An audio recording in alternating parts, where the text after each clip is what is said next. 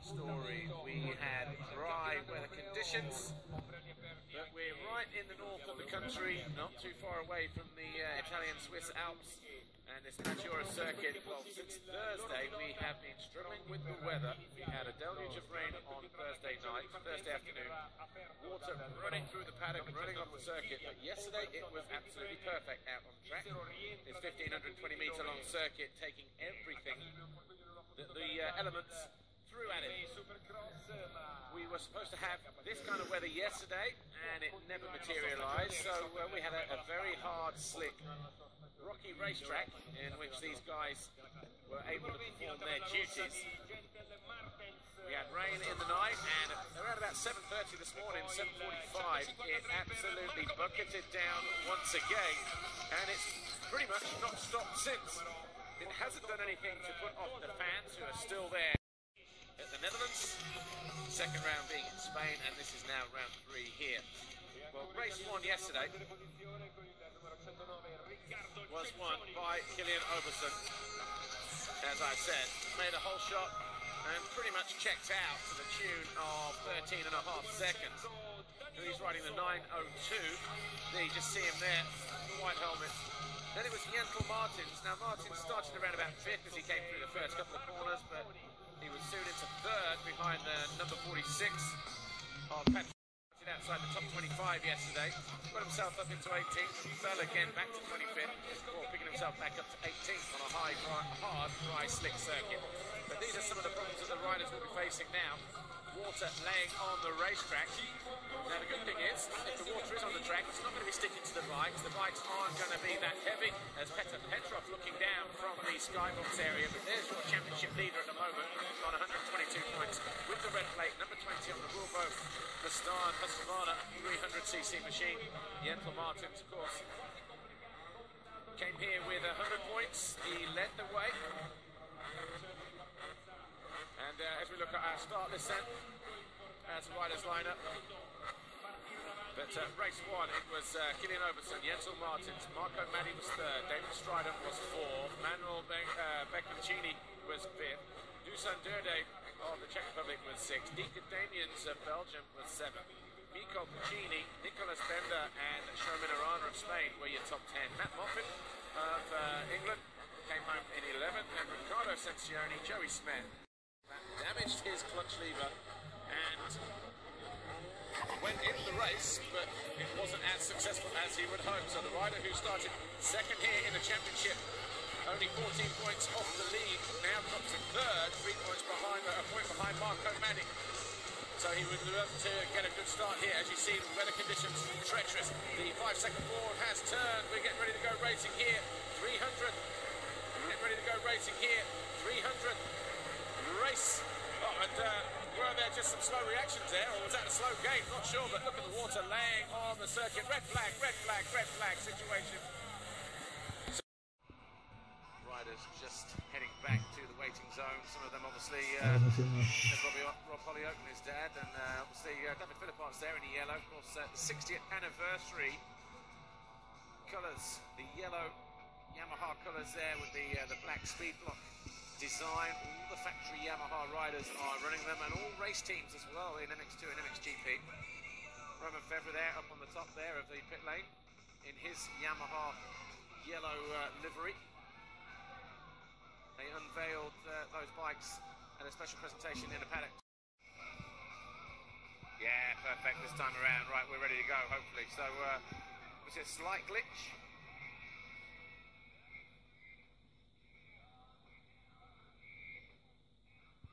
So Yamaha obviously drawing in the media on Friday with the conditions once again. Number 82, Manuel Becconcini of Italy.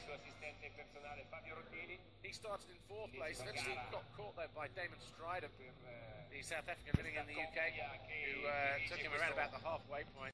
Again, started 5th and gradually worked his way back down to 8th. Nick Bender, who we saw one of the guys, 110, the Swiss rider, his gate didn't drop that time around. It was very, very slow in dropping, but he came from outside the top 20, got himself up to 9th. So, again, he'll be looking for a good start here.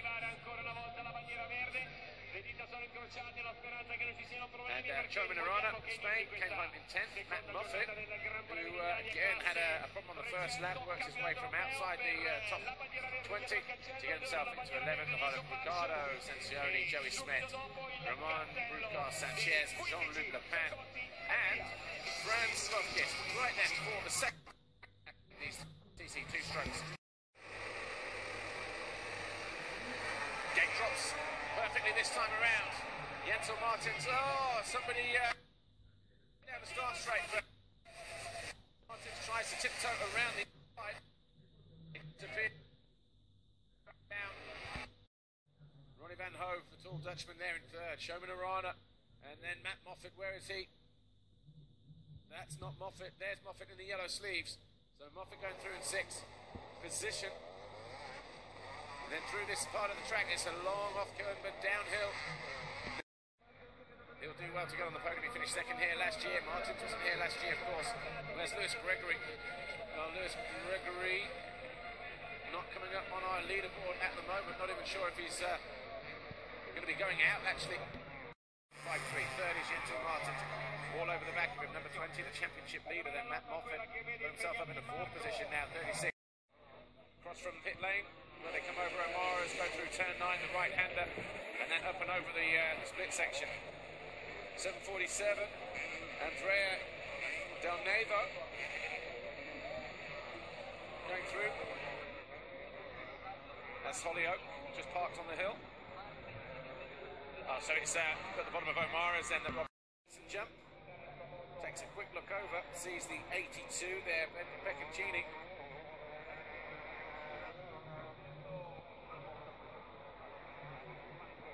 Deep name into the back there, number 64, and just behind the 46 of Voss. So Beccancini now 10 seconds clear of Maddie and Martin and Paolo Martin, one of the principal guys there at HRC. Honda, but run obviously Bobrashev and Orland. It was so torrential out here.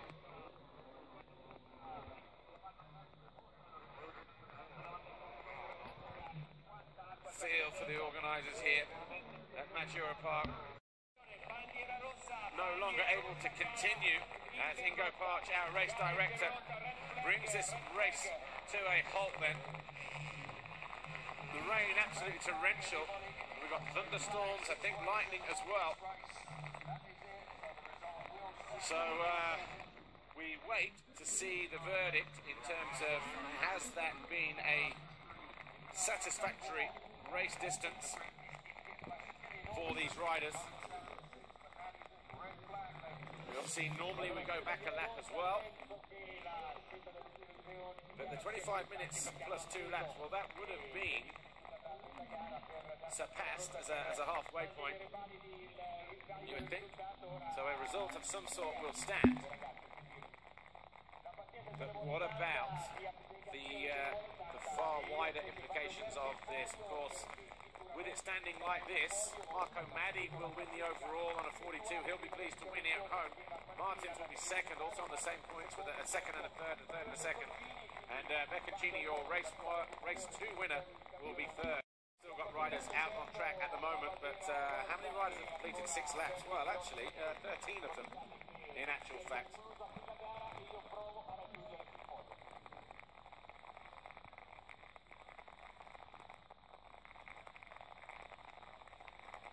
Hear the rain just lashing down on the microphone, but you know what it's like anyway.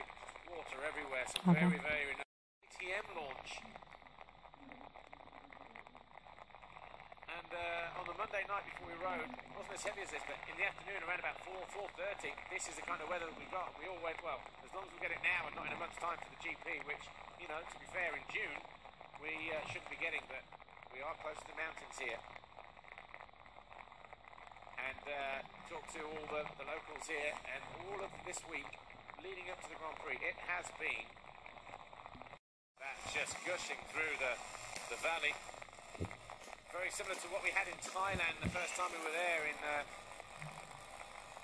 2013, when we had a 20-minute deluge. But the overall round then belongs to Marco Maddy. Yentel Martin second, Bencaccini third, Oberson, who was with me yesterday, was fourth, and then Bender, Strider, Moffat and Damien's your top 8. Deodage was 9 and Sensioni 10, with Ronnie Van Hoek, Jeremy Iran and Patrick Voss. And look.